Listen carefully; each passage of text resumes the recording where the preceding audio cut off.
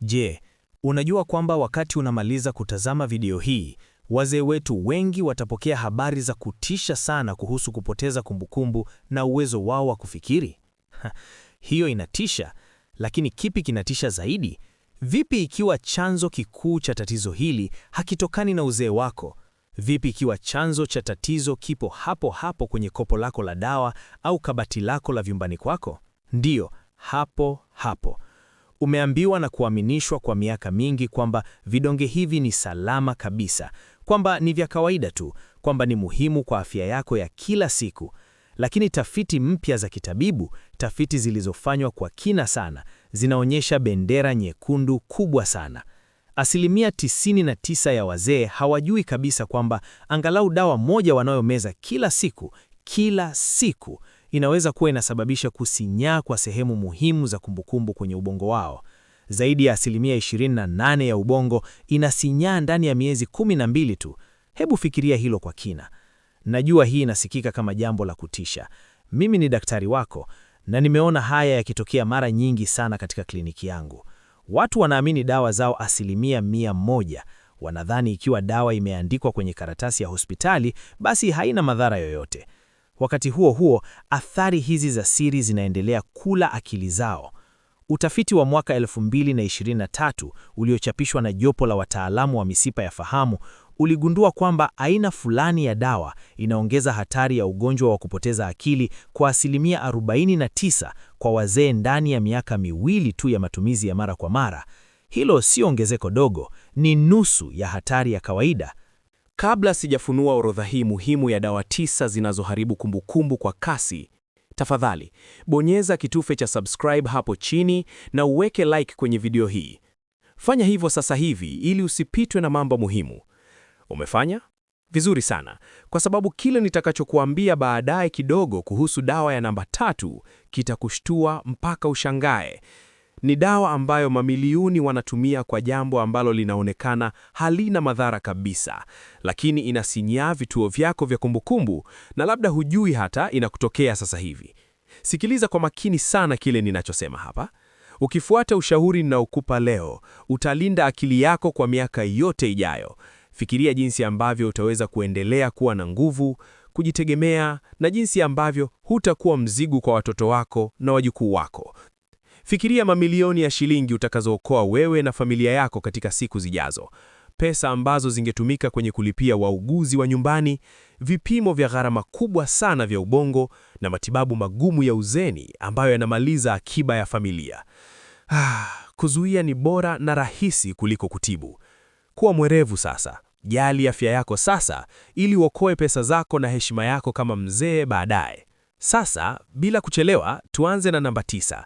Usidanganyike na nafasi yake kwenye orodha hii hata sekunde. Dawa hii ipo kwenye makabati ya dawa ya karibu kila mzee sasa hivi. Namba 9 ni dawa za mzio na dawa za kusaidia kupata usingizi. Ndiyo, zile dawa ndogo ambazo unanunua kwenye duka la dawa pale mtaani kwako ili upate usingizi au kupunguza mafua na kuwashwa. Ni za bei rahisi, zinapatikana kila mahali bila hata cheti cha daktari. Na labda unazo hapo chumbani kwako, kando ya kitanda chako sasa hivi. Unaweza kufikiri unazimeza tu ili ulale vizuri usiku au kupata nafuu ya mzio. Lakini ndani ya ubongo wako, dawa hizi zinavuruga na kuharibu sehemu ya ubongo inayohusika na kutengeneza na kuhifadhi kumbukumbu mpya. Dawa hizi zinafanya kazi kwa kuzuia kemikali muhimu sana inayoitwa acetylcholine. Hii ndio kemikali inayosaidia ubongo wako kuwasiliana, kuwa macho na kutengeneza kumbukumbu mpya kila siku. Ubongo wako unapozeeka, unategemea kila tone la kemikali hii ili uendelee kufanya kazi. Na dawa hizi zinapoingilia kati na kuzuia mchakato huo, matokeo yake ni uharibifu mubashara na wa kusikitisha. Utafiti wa mwaka 2023 unaonyesha wazee wanaotumia dawa hizi za kuzuia mzio na za usingizi mara kwa mara wana hatari kubwa ya asilimia 54 ya kupata shida ya akili ikilinganishwa na wale ambao hawazitumii kabisa. Hiyo ni zaidi ya nusu ya hatari ya kawaida, kutokana tu na kutumia dawa ambayo wengi wanaona kama msaada wa usingizi usio na madhara. Je, unatumia dawa gani kila siku? Na je, umewahi kupata ukungu kwenye ubongo, kujisikia mchovu akilini, au kusahau mambo ghafla baada ya kuanza kutumia dawa mpya? Hebu niambie hapo chini kwenye sehemu ya maoni. Andika hapo, nataka kusoma uzoefu wako, na tutakujibu kwa ushauri maalum kulingana na hali yako. Usikae kimya kuhusu hili. Kuongea kwako kunaweza kuokoa akili ya mtu mwingine hapa. Tunajifunza pamoja. Epuka chochote kinachokufanya usinzie sana usiku ambacho hakushauriwa na mtaalamu. Usiache dawa ghafla bila ushauri wa kimatibabu, lakini pia usidanganyike kwamba dawa inayouziwa madukani bila cheti inamaanisha ni salama kwa ubongo wako. Tuendelee na namba 8. Hii ni dawa ambayo mara nyingi inatangazwa kama dawa isiyo na madhara na rafiki sana kwa mfumo wako wa chakula. Lakini kiuhalisia inazuia kabisa virutubisho ambavyo ubongo wako unahitaji kwa haraka ili kubaki imara na wenye afya. Namba 8 ni dawa za kupunguza tindikali tumboni, hasa zile zinazotumika sana kutibu vidonda vya tumbo na kiungulia. Wazee wengi humeza dawa hizi kwa miaka, mara nyingine miongo kadhaa, kwa sababu dalili zao mbaya zinarudi mara moja pindi tu wanapoacha kuzitumia. Lakini kile ambacho madaktari wengi wanasahau kuwaambia wagonjwa wao ni jinsi dawa hizi zinazuia ufyonzaji wa vitamini B12. Vitamini hii ni muhimu kabisa kwa ajili ya kulinda tishu za ubongo na kusaidia kumbukumbu, umakini na utulivu wa hisia zako. Katika utafiti mkubwa wa mwaka 2016 uliohusisha watu zaidi ya 73,000, watafiti waligundua wale waliotumia dawa hizi za kiungulia mara kwa mara walikuwa na hatari ya asilimia 44 ya kupata ugonjwa wa kupoteza kumbukumbu. Kwa kupunguza tindikali tumboni kupita kiasi, dawa hizi zinazuia mwili wako kufyonza si tu vitamin B12 bali hata madini ya magnisia na kalsi. Bila virutubisho hivi mwilini, seli za ubongo wako zinashindwa kuwasiliana vizuri. Unaanza kupata kuchanganyikiwa na kusahau mambo kunakoonekana sawa na dalili za awali za ugonjwa wa Alzheimer. Kichekesho cha kusikitisha ni kwamba unaweza kudhani unazeeka na kupoteza akili kawaida. Kumbe ni matibabu ya tumbo lako yanayonyima ubongo wako chakula. Habari njema ni kwamba kuna njia mbadala salama. Zungumza na daktari wako jinsi ya kupunguza dawa hizi taratibu na kutumia dawa nyepesi ambazo haziathiri uwezo wako wa kufikiri. Je, unaona jinsi habari hii ilivyo ya msingi na inavyofungua macho? Hii ni sababu tosha ya wewe kubofya kitufe cha subscribe sasa hivi. Jiunge na jumuiya yetu ya wazee wajanja na wasomi ambao wanachukua udhibiti wa afya zao. Usikubali kuwa mgonjwa kwa kukosa maarifa. Tuko pamoja katika hili. Namba 7 kwenye orodha yetu. Hii inapewa wazee mara nyingi sana kwa matatizo ya kudhibiti kibofu cha mkojo, lakini inaweza kuwa inaharibu kabisa kumbukumbu yako ya muda mfupi na usawa wako wa kihisia. Ndiyo, dawa za kudhibiti kibofu. Wazee wengi wanasumbuliwa na kukojoa mara kwa mara au kushindwa kuzuia mkojo wao. Hakuna anayependa aibu hiyo, hata kidogo. Hakuna anayependa usumbufu wa kukimbia msalani kila mara kwa uharaka mchana na usiku. Kwa juu, dawa hizi zinaonekana kama suluhisho la vitendo na la kusaidia sana. Lakini dawa hizi zinafanyaje kazi? Zinazuia ile kemikali muhimu ya ubongo niliyotaja awali, acetylcholine. Na tofauti na dawa nyingine nyepesi, dawa hizi za kibofu zinavuka vizuri sana na kuingia moja kwa moja kwenye ubongo wako, zikiathiri moja kwa moja kituo chako cha kumbukumbu. Hilo linaifanya iwe hatari sana kwa wazee, hasa inapotumika kwa muda mrefu. Katika utafiti wa kina wa mwaka 2019, watafiti waligundua watu wenye umri wa zaidi ya miaka 65 waliotumia dawa hizi zenye nguvu kwa zaidi ya mwaka mmoja walikuwa na hatari ya asilimia 49 ya kupata ugonjwa wa kupoteza kumbukumbu. Hiyo ni takriban mtu mmoja kati ya kila watumiaji wawili. Kitu kinachosikitisha zaidi ni kwamba wazee wengi hawapewi onyo mwafaka kuhusu athari hizi mbaya za akili.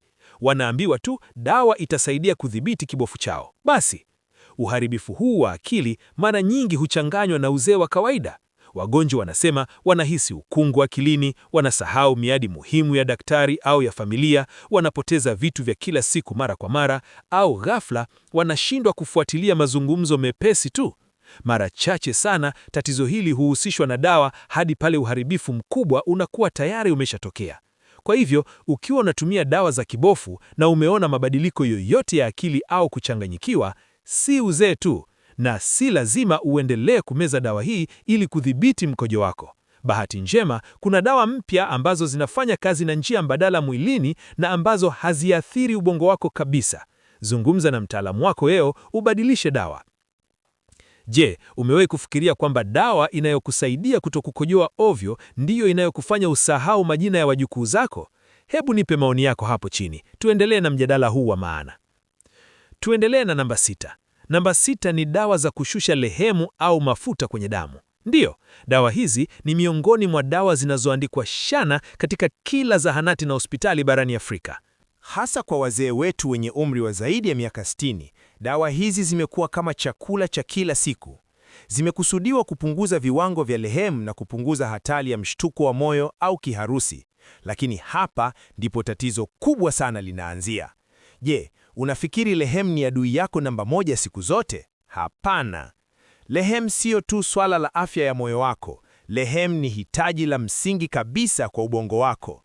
Ubongo wako unajengwa kwa takribani 60% ya mafuta, na lehemu inachukua jukumu muhimu sana, jukumu la lazima katika kuunda na kudumisha koti la kulinda neva zako. Hili ni koti ambalo linasaidia ishara za fahamu kusafiri vizuri, kwa haraka na kwa ufanisi katika ubongo wako wote. Unaposhusha lehemu kwa nguvu sana ukitumia dawa kali, unakuwa unaunyima ubongo wako chakula. Unauweka ubongo wako katika njaa ya kile ambacho unahitaji ili kufanya kazi vizuri. Unadhani akili yako itabaki salama? Katika utafiti wa mwaka 2023, watafiti wa kisayansi waligundua kwamba wazee wenye umri wa zaidi ya miaka 70 ambao walikuwa wamekunywa dawa hizi za mafuta kwa zaidi ya miaka 3 mfululizo walikuwa na hatari ya 26% ya kupata uharibifu wa akili. Na wale waliomeza dozi kubwa, hao walipata anguko kubwa zaidi la uwezo wao wa kufikiri. Kitu kinachoshtua zaidi ni kwamba baadhi ya wazee waliripoti kupoteza kumbukumbu kwa ghafla. Walieleza nyakati za kutisha ambapo walishindwa kukumbuka majina ya watu wa familia zao, majina ya wajukuu zao, mazungumzo ya hivi punde, au hata njia za kurudi majumbani kwao ambazo wamezipitia kwa miongo kadhaa. Fikiria hili kwa makini sana. Fikiria gharama ambazo familia yako itaingia. Ikiwa utapoteza kumbukumbu yako, nani atakutunza? Watoto wako watalazimika kuacha kazi zao ili kukaa nawe. Pesa zako za akiba ya uzeeni, zile pesa ulizozitafuta kwa jasho lako lote, zitaisha haraka sana kwenye vipimo vya gharama kubwa vya ubongo na kulipia wauguzi wa kukutunza. Lakini ukichukua hatua sasa, utalinda akili yako, utaokoa mamilioni ya pesa. Utaendelea kuwa mzee anayeheshimika, anayetoa busara kwa familia na sio mzigo kwa watoto wako. Sikiliza. Ni muhimu sana kuelewa kwamba sio dawa zote za kushusha mafuta zinaathiri ubongo kwa kiasi hicho hicho. Baadhi ya dawa hizi haziingii kwenye ubongo kwa urahisi na zinaonekana kuwa na hatari ndogo sana kwa akili yako. Ikiwa umetumia dawa hizi kwa miaka na unaanza kuona ukungu akilini, unasahau mambo au unachanganyikiwa, huu ni wakati wa kufanya mazungumzo mazito na daktari wako. Zungumza naye kuhusu kupunguza dozi au kutafuta njia mbadala ya kudhibiti lehemu yako. Usisubiri hadi uharibifu uwe wa kudumu. Hatua ya mapema unayochukua leo ndio itakayolinda akili yako kwa miaka yote ijayo. Sasa fika namba 5. Namba 5 ni dawa za kutuliza wasiwasi na kusaidia kupata usingizi mzito. Hizi ni dawa ambazo zinaandikwa sana kwa wazee wanaosumbuliwa na wasiwasi mkubwa, msongo wa mawazo na kukosa usingizi usiku. Zinafanya kazi kwa kuongeza kemikali ya asili ya kutuliza ubongo wako ambayo hipunguza msisimko uliopitiliza. Mwanzoni dawa hizi zinaonekana kama muujiza. Zinatapisha mawazo yanayokimbia, zinatuliza mapigo ya moyo wako na kukupa usingizi mtamu wa usiku. Lakini kadiri muda unavyosonga, dawa hizi zinabadilika na kuwa kitu kingine kabisa. Zinakuwa mtego ambao hunasa wazee wetu wengi, mtego ambao huwezi kutoka rahisi. Utafiti mkubwa wa mwaka 2022 uliofuatilia zaidi ya wazee 8,000 kwa kipindi cha miaka 5 uligundua jambo la kutisha. Wale waliokuwa wametumia dawa hizi za usingizi na wasiwasi kwa zaidi ya miezi 3 walikuwa na ongezeko la hatari ya 51% ya kupata ugonjwa wa Alzheimer's. 51%! Hatari hii ilipanda juu zaidi kwa dawa zinazokaa mwilini kwa muda mrefu ambazo hujinimbikiza kwenye mafuta ya mwili wako ikiwemo tishu za ubongo wako. Kinachotokea hapa ni aina ya ganzi ya kikemikali inayopunguza kasi shughuli zote za neva kwenye ubongo wako. Hii inamaanisha ubongo wako unaacha kujifunza taarifa mpya kwa haraka kama inavyopaswa. Unakuwa mzito, haufanyi kazi kwa ufanisi na unazidi kukabiliwa na kuchanganyikiwa, mapengo ya kumbukumbu na kufa ganzi kwa hisia zako. Wazee wanatumia dawa hizi mara kwa mara wanaeleza kujisikia kama wanatembea kwenye ukungu mzito muda wote, kujisikia wametenganwa na uhalisia au kuhisi kama wao si wao tena. Na sehemu mbaya zaidi, sehemu mbaya kabisa ni pale wanapojaribu kuacha kutumia dawa hizi. Dalili za kuacha dawa kama vile wasiwasi mkali sana, kuteremka na kukosa usingizi kabisa zinakuwa za kikatili sana. Hii inawafanya waone kwamba dawa hiyo ni muhimu kwao, kumbe ndio chanzo kikuu cha tatizo tangu mwanzo.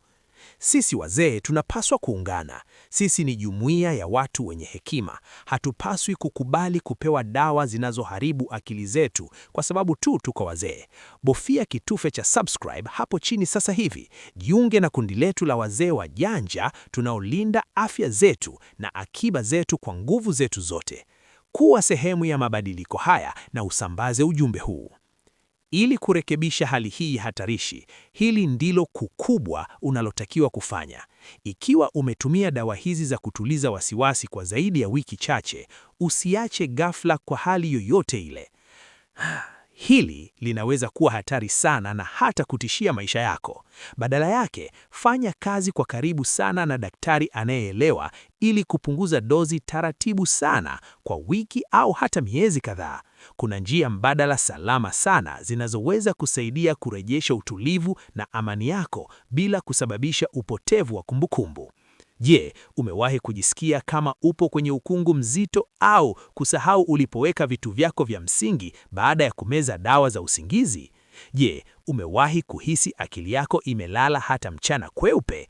Hebu niambie kwenye maoni hapo chini. Tupeane uzoefu. Nataka kusikia kutoka kwako. Sasa tuingie namba 4. Hii inasikitisha na inaudhi sana. Namba 4 ni dawa za zamani za kutibu sonomana ambazo siku hizi zinapewa wazee kwa ajili ya maumivu ya neva au hata kukosa usingizi. Kwa kutazama haraka, inaweza kuonekana kama kidonge cha maajabu kinachotibu mambo mengi kwa wakati mmoja. Lakini chini ya uso wake, chini ya pazia hilo la msaada, ni moja ya dawa kali sana zinazovuruga mfumo wa asetilikolimu ambazo bado zinasambazwa kwa wingi leo. Hii inamaanisha inazuia kwa nguvu zote utendaji wa ile kemikali inayosafirisha taarifa ambayo inasaidia neva kuwasiliana, kuunda kumbukumbu mpya na kudumisha ukali wa akili yako.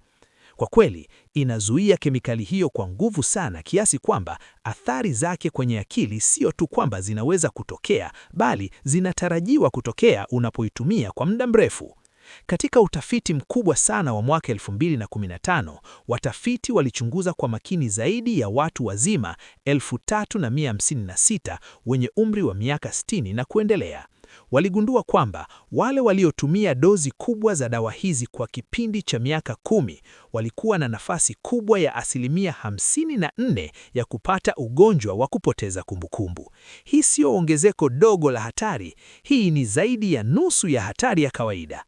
Kinachotisha kabisa ni kwamba idadi kubwa ya wazee hawa hawakuambiwa kabisa kwamba dawa hii inaweza kuharibu kumbukumbu zao kwa makusudi.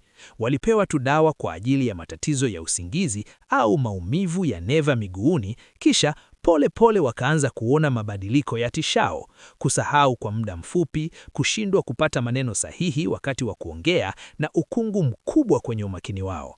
Na haihitaji hata dozi kubwa kusababisha matatizo haya makubwa. Hata dozi ndogo inayomezwa kila usiku kwa miaka kadhaa inaweza kuunda umomonyoko wa taratibu, umomonyoko usioonekana wa nguvu za akili yako unaotokea kimya tu. Uharibifu huu hutokea bila onyo. Hakuna dalili za wazi mwanzoni.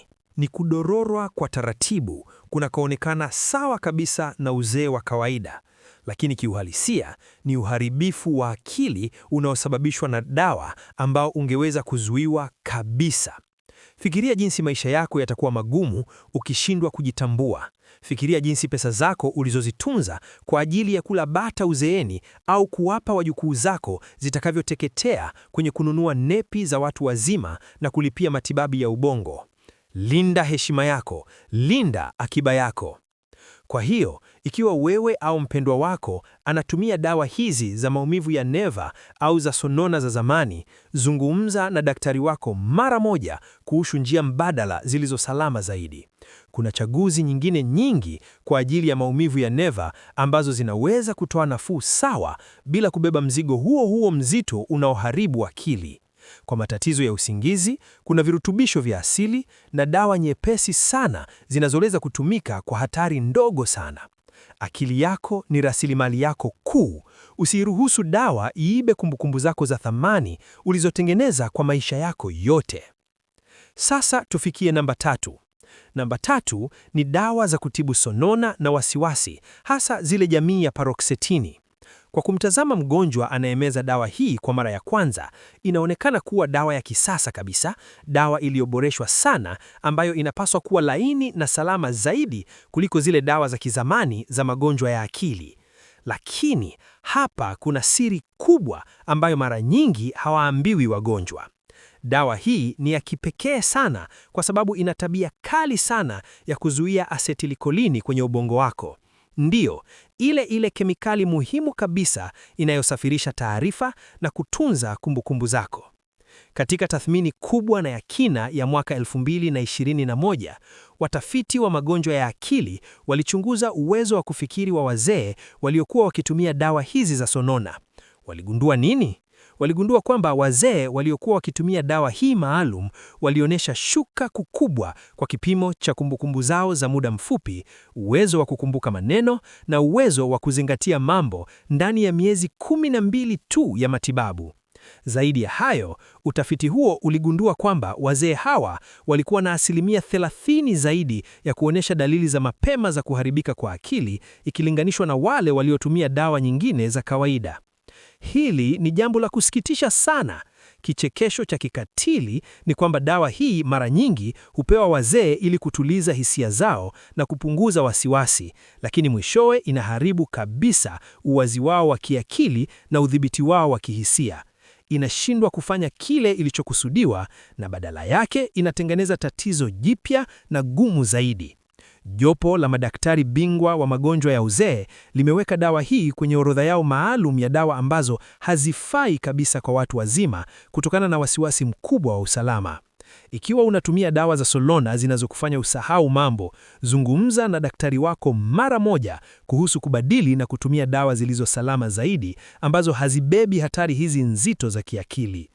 Pia kuongeza vitamini B mwilini mwako, hasa vitamini B12, kunaweza kuboresha hisia zako kiasili na kunaweza kupunguza uhitaji wako wa dawa za sonona. Fikiria juu ya hili kwa muda. Je, akili yako ina thamani gani kwako? Je, utaiacha iharibike na dawa ambayo unaweza kubadili leo kwa ushauri wa daktari? Hebu niambie hapo chini kwenye maoni. Je, umewahi kujaribu kutumia vitamini B badala ya kutegemea dawa za usingizi na wasiwasi pekee? Shiriki uzoefu wako nasi, wazee wenye hekima tunajifunza hapa. Namba 2. Hii inashtua sana, inasikitisha na inaumiza roho yangu kama daktari. Namba 2 ni dawa kali za kutibu magonjwa makubwa ya akili zinazopewa wazee. Jambo hili linatisha sana kwa sababu wazee wengi au hata watoto wao wanaowatunza hawatambui kabisa kwamba wanameza dawa nzito za wagonjwa wa akili. Dawa hizi zilitengenezwa na kuidhinishwa rasmi kutibu magonjwa makubwa sana kama vile ukichaa na magonjwa ya kubadilika kwa hisia kali. Lakini leo Afrika na duniani kote zinaandikwa kiholela na kupewa wazee kwa ajili ya kutatua matatizo madogo tu ya kukosa usingizi, wasiwasi mdogo au mabadiliko ya tabia yanayoambatana na uzee. Ndiyo, dawa hizi zenye nguvu kubwa sana zinatumika majumbani na mahospitalini kuwatuliza wazee ambao labda wamechanganyikiwa kidogo tu, wanasumbua usiku au ni wagumu kusimamiwa na wauguzi au ndugu zao. Matokeo ya tabia hii ni ya kutisha kabisa. Katika mwaka 2020, utafiti wa kina uliofuatilia wazee zaidi ya 25,000 uligundua jambo la kutikisa. Wazee waliokuwa wamepewa dawa hizi kali za akili kwa ajili ya kutuliza tabia zao walikuwa na asilimia 71 ya hatari ya kupata mporomoko mbaya zaidi wa akili ndani ya miezi 12 tu, hata kama hawakuwa na historia yoyote ya ugonjwa wa kupoteza kumbukumbu kabla ya kuanza dawa. Asilimia 71. Na baya zaidi, dawa hizi hatari zinaongeza sana hatari ya kiharusi, kifo cha ghafla cha moyo na kusinzia kupita kiasi. Kusinzia huku ndiko kunasosababisha wazee kuanguka bafuni, kuvunjika nyonga, kukimbizwa hospitalini kwa dharura au kuishia kitandani maisha yao yote na kutegemea wauguzi wa kulipwa. Mekanizmu ya uharibifu huu ni wa kikatili na ya moja kwa moja. Dawa hizi zinakandamiza kwa nguvu zote kemikali inayoitwa dopamine kwenye ubongo wako.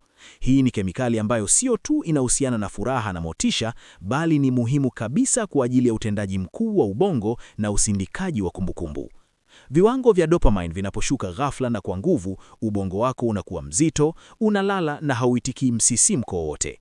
Hii ndio sababu kubwa inayofanya wazee wanaomeza dawa hizi kuonekana kama wapo hapo tu, hisia zao zinakufa na wanaonekana kama misukule. Samahani kwa kusema hivi, lakini inaudhi. Utu wao unaonekana kufifia na kupotea kabisa, na wanafamilia wanajikuta wanamlilia mtu ambaye bado yupo hai kimwili, lakini kiakili na kihisia ametoweka kabisa. Unaona jinsi tunavyoweza kuepuka haya yote? Ikiwa unakubaliana nami kwamba wazee wanapaswa kulindwa dhidi ya dawa hizi kali, bonyeza subscribe hapo chini sasa hivi. Ungana na jumuiya yetu inayopigania afya bora na salama kwa wazee wetu. Kuwa mwerevu na ulinde utu wako. Kurekebisha hali hii ya kusikitisha kunaanza kwa kuuliza maswali magumu na ya moja kwa moja. Ikiwa wewe au mpendwa wako anapewa moja ya dawa hizi kali, muulize daktari kwa nini imeandikwa. Je, ni lazima kabisa kimatibabu au inatumika tu kurahisisha kazi ya kumtunza mzee asisumbue usiku? Katika matukio mengi, dalili za tabia zinaweza kusimamiwa vizuri kabisa bila dawa, kwa kuweka ratiba nzuri za kila siku, kupunguza kelele, kutibu maumivu ya mwili yanayomsumbua mzee kimya kimya na kuboresha mwanga na mazingira ya kulala. Fikiria jinsi ambavyo utaokoa pesa nyingi sana ambazo zingetumika kwenye upasuaji wa nyonga ukianguka au kulipia wauguzi wa gharama kubwa. Linda afya yako leo ili ujifurahie na wajukuu zako kesho. Na sasa tuko namba moja. Namba moja ni hatari iliyofichika kabisa ambayo karibu hakuna mtu anaizungumzia. Na hii ndiyo inayochangia kwa kiasi kikubwa sana ugonjwa wa kupoteza kumbukumbu yanayosababishwa na dawa kwa wazee wetu. Unaweza kuwa ulitarajia kidonge kimoja maalum kishike namba moja kwenye orodha hii, lakini hapana. Hali ya hatari zaidi inayochangia ugonjwa wa haraka wa akili kwa wazee si kidonge kimoja, ni athari ya pamoja, athari inayojilimikiza kimya kimya kwa kumeza dawa nyingi zenye asili ya kuzuia acetylcholine kwa wakati mmoja. Hii ndiyo kitaalamu inaitwa mchanganyiko hatari wa madawa mengi. Fikiria hali hii kawaida sana katika familia zetu. Mzee anameza dawa ya mazi kila usiku ili apate usingizi, anameza dawa nyingine asubuhi kwa ajili ya kudhibiti mkojo wake usimsumbue, na kisha anameza dawa nyingine ya neva kwa ajili ya maumivu sunu ya mgongo au miguu. Kila dawa peke yake inaweza kusababisha matatizo madogo tu ya kumbukumbu ambayo ni vigumu hata kuyagundua. Lakini unapozichanganya zote pamoja mwilini, zinazidishana maradufu na mzigo wa kuzuia kemikali za ubongo unakuwa mzito sana, ukipanda angani kabisa. Hii siyo tu wasiwasi wa kinadharia vitabuni. Katika uchambuzi wa mwaka 2022 uliofuatilia wazee zaidi ya 280,000, watafiti waligundua kwamba wale waliokuwa na mzigo mkubwa zaidi wa mchanganyiko huu wa dawa walikuwa na ongezeko la hatari la 120% la kupata ugonjwa wa kupoteza kumbukumbu ndani ya miaka 10. Hiyo ni zaidi ya mara 2 ya hatari ya kawaida. Na hapa ndipo penye sehemu mbaya kabisa ya hali hii. Idadi kubwa ya wazee hawa hawakuwa na wazo kabisa kwamba walikuwa wanameza dawa zinazofanya kazi moja ya kuzuia kemikali za ubongo. Hakuna daktari au mfamasia aliyewahi kuwaeleza hili kwa lugha rahisi wanayoelewa. Unapozuia kemikali hiyo kutoka pembe nyingi tofauti kwa wakati mmoja, ubongo wako hauendi polepole kwa muda tu. Hapana, unaanza kuoza na kuharibika moja kwa moja. Neva zinasinyaa kimwili kwa kukosa matumizi, njia za mawasiliano kwenye ubongo zinapotea, na ubongo wako unaingia kwenye hali ya kufa ganzi inayoonekana sawa kabisa na ugonjwa wa Alzheimer unapopimwa hospitalini. Lakini sikiliza kwa makini sana sasa. Nataka nikupe tumaini kubwa. Kurekebisha hali hii ya hatari hakuhitaji muujiza kutoka mbinguni, hakuhitaji matibabu ya mamilioni ya pesa au kusafiri kwenda nje ya nchi. Inahitaji tu tathmini ya kina ya dawa zako zote. Nenda kwa daktari wako, beba kopo lako lote la dawa za hospitali na zile unazonunua madukani, kisha muombe akufanyie mapitio ya kina ya mzigo unaoingiza kwenye ubongo wako. Kuna program na zana za kitaalamu leo zinazoweza kuhesabu na kuonyesha hatari hii kwa urahisi kabisa. Dawa zenye matatizo zikishagunduliwa, unaweza kuanza kuzipunguza pole pole kwa usalama chini ya uangalizi na kubadilisha kwa kutumia njia mbadala salama zaidi. Na hapa ndipo ukweli mtamu ulipo. Ugonjwa wa akili unaosababishwa na dawa mara nyingi sana unaweza kutibika na kurekebishwa ikiwa utagunduliwa mapema, ikiwa utawahi. Mzigo huu wa dawa unapoondolewa, wazee wengi sana hurudisha uwazi wao wa kiakili mara moja, wanarudisha nguvu zao za kimwili na kumbukumbu zao zinarudi kufanya kazi ndani ya wiki au miezi michache tu baada ya kuacha dawa hizi hatari. Ubongo wako una uwezo wa kushangaza sana wa kujiponya na kujirekebisha, lakini tu ikiwa utaupa nafasi halisi ya kufanya hivyo kwa kuondoa kile kinachouharibu. Matumizi holela ya dawa nyingi kwa wakati mmoja sio tu hatari, yanazuika kabisa, na hii ndiyo inayofanya iwe hatari namba moja iliyofichika, inayoangamiza akili za kizazi chetu chote cha wazee. Sasa, huu ni wakati wa mimi kusikiliza kutoka kwako. Miongoni mwa dawa hizi 9 nilizozitaja, ni ipi unayoitumia sasa hivi? Je, umeona ukungu wote wa kutisha akilini mwako? Je, unasahau mambo mara kwa mara au umeona mabadiliko ya tabia yako tangu uanze kutumia dawa mpya? Je, uko tayari kuzungumza na daktari wako wiki hii ili kupitia orodha yako kamili ya dawa? Naomba ushiriki uzoefu wako wote, hisia zako na maoni yako kwa uaminifu kabisa hapo chini kwenye sehemu ya maoni. Tunasoma kila kitu na uzoefu wako wa kweli unaweza kumsaidia mzee mwingine kuokoa akili yake leo na kuepuka hatari hii kubwa. Asanteni sana kwa kuchukua muda wenu wa thamani kusikiliza mafunzo haya, na mimi nipo hapa daima kuwasaidia mbaki mkiwa na akili kali, wenye afya tele na wenye nguvu kwa miaka yote nzuri iliyo mbele yenu. Mungu awabariki sana.